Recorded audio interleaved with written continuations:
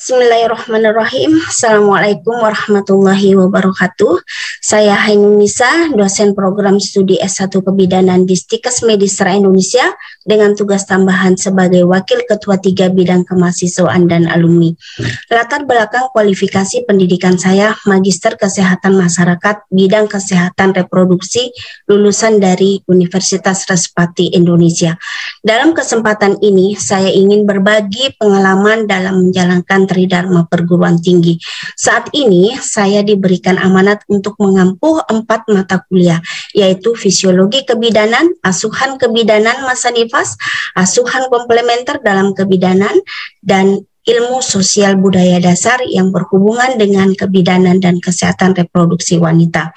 Dalam proses pembelajaran yang saya lakukan, awal mula pembelajaran saya menyapa mahasiswa, menyampaikan pentingnya topik yang akan saya sampaikan, dan menyampaikan tujuan akhir dari mata kuliah. Proses interaksi di kelas saya mulai dengan presentasi, diskusi, dan materi yang dilanjutkan dengan tanya jawab dan pembahasan kasus. Akan tetapi saya belum merasa puas dengan sistem yang sudah saya lakukan.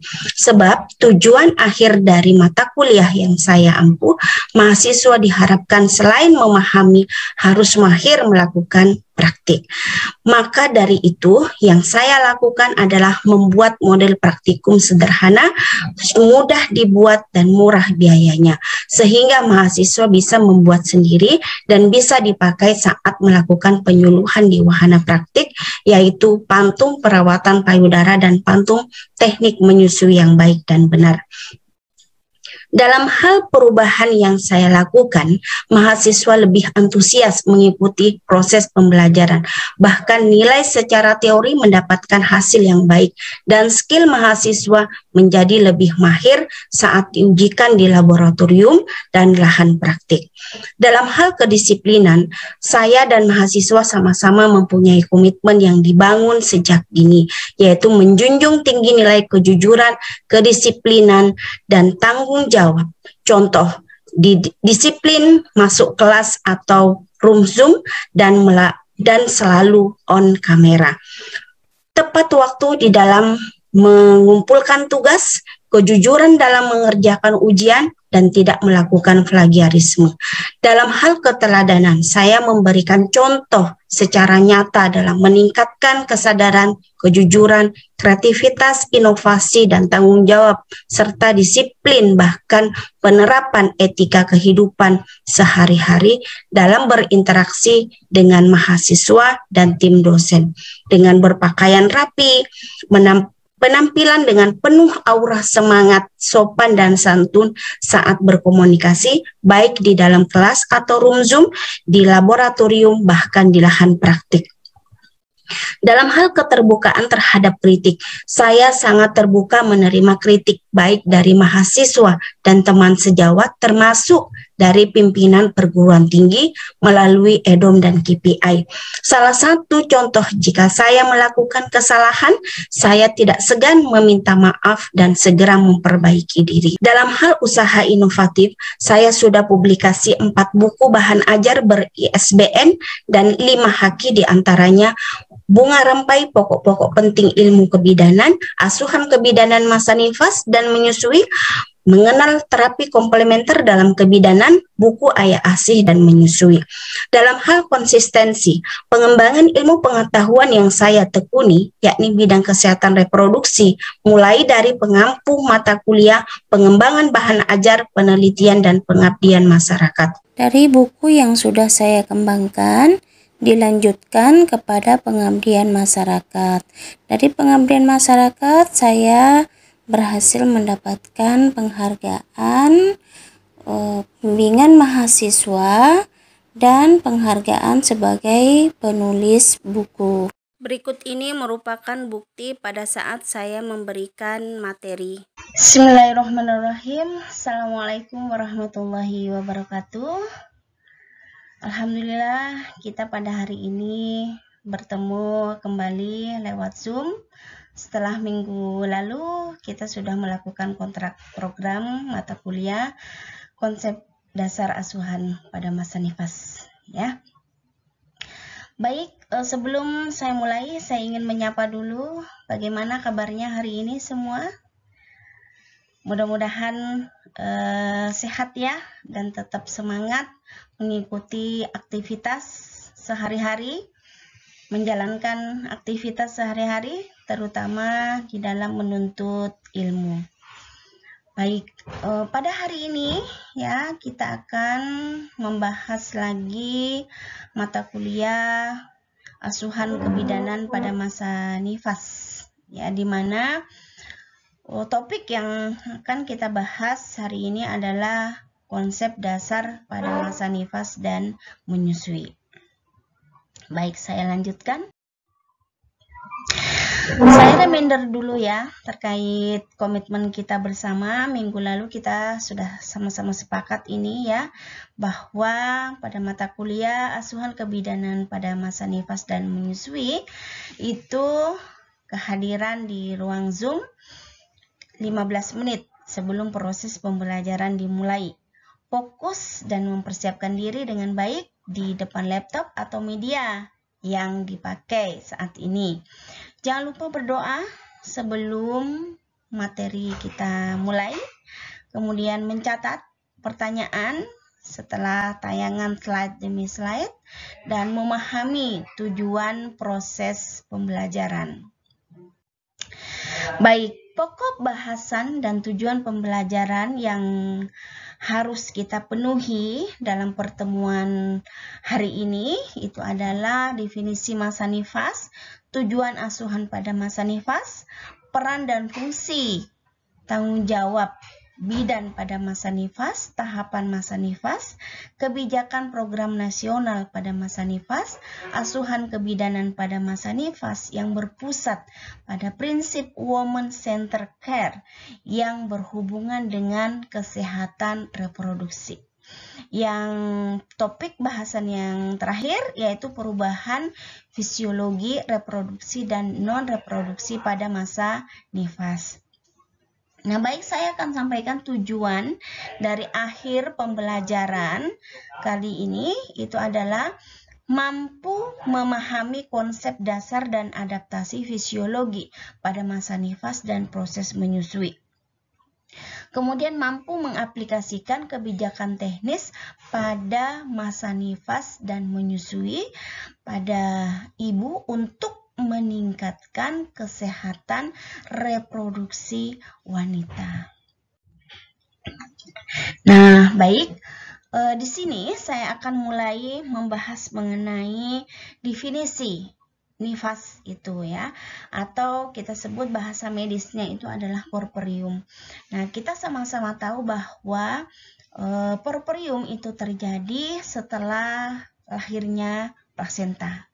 Nah, sampai terjadi kelahiran plasenta sampai kembalinya alat-alat kandungan kembali seperti semula sebelum hamil. Nah, kira-kira waktu yang dibutuhkan pada masa nifas itu kira-kira 6 minggu. Apa saja yang terjadi? Nah, bisa tergambarkan di gambar ini. Hal-hal yang terjadi pada perubahan yang terjadi pada masa nifas akan kembali seperti sebelum hamil, itu adalah terutama organ reproduksi. Nah, selain organ reproduksi juga organ non-reproduksi. Berikut ini merupakan bukti bahwa saya melakukan interaksi tanya jawab dengan mahasiswa sekaligus menutup akhir sesi dengan pencapaian tujuan akhir pembelajaran. Cara meningkatkan pelayanan masa nifas di masa COVID seperti sekarang. Terima kasih, Bu. Baik, bagus sekali pertanyaannya.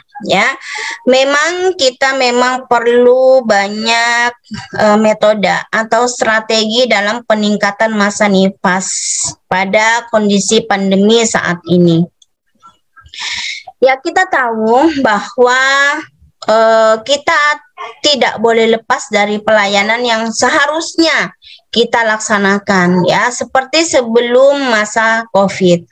Namun ya, ada aturan tersendiri yang memang sudah disepakati bersama ya, bahwa pelayanan tetap dilaksanakan dengan baik, ya tentunya dengan batas-batas tertentu dan pelaksanaan prokes yang ketat.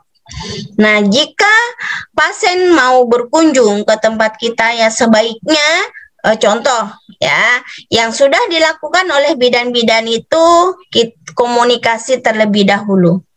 Ya, mau kunjungan apa? Ya, kan itu sudah ada datanya ya. Diharapkan bidan itu sudah memberikan informasi sebelumnya. Kalau mau melakukan pemeriksaan, diharapkan menghubungi terlebih dahulu.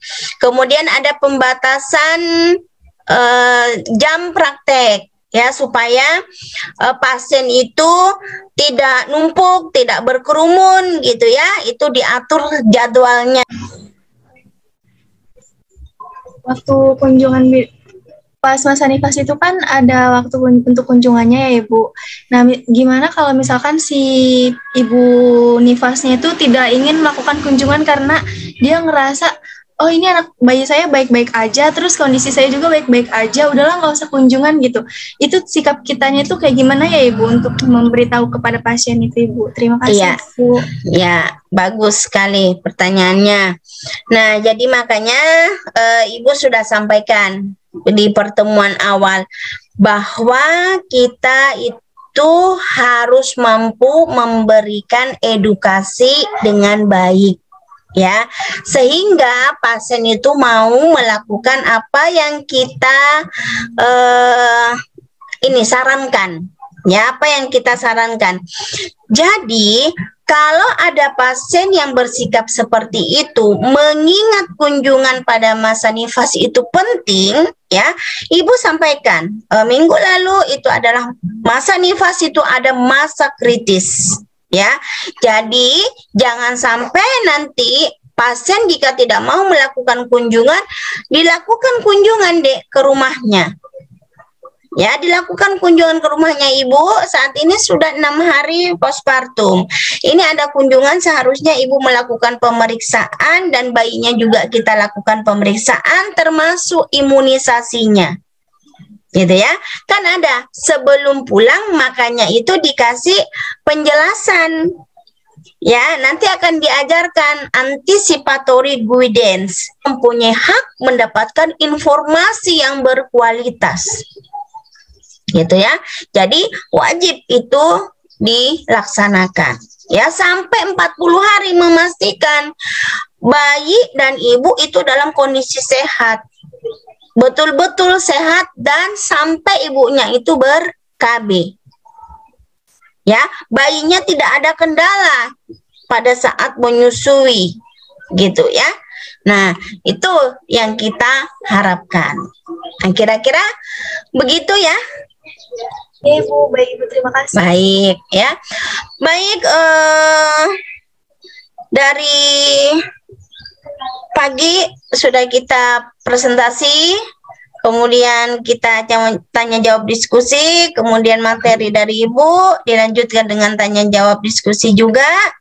Ya, mudah-mudahan tujuan pembelajaran kita hari ini itu akan kita penuhi bersama bahwa mahasiswa sudah mampu ya memahami bagaimana etiko-legal dalam kita melaksanakan asuhan kebidanan dan memahami ya bahwa hak ibu dan hak bayi di dalam menyusui itu memang harus betul-betul mendapatkan perhatian khusus dari seorang bidan. Nah, kita ketemu di Selasa depan ya, Selasa minggu depan. Mudah-mudahan kita selalu dalam keadaan sehat, penuh semangat meskipun belajar daring di masa pandemi. Wabillahi taufiq wal hidayah. Wassalamualaikum warahmatullahi wabarakatuh. Waalaikumsalam warahmatullahi wabarakatuh.